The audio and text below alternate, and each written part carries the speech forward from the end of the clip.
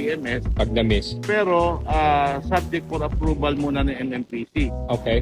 So yung sasakyan nyo is wala pang 3 years or 100,000 kilometer, pag may complain kayo or claim kayo ng warranty, ipaprocess pa rin po namin. Hindi po namin i-judge siya na hindi na po covered ng warranty.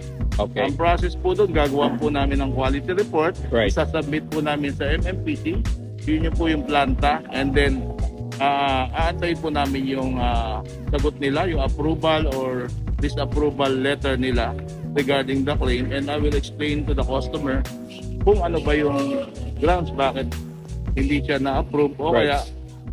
kaya i-inform po rin kung na-approve din yung claim nila. In short, if you do not do your PMS at the dealership, you may or may not void your warranty.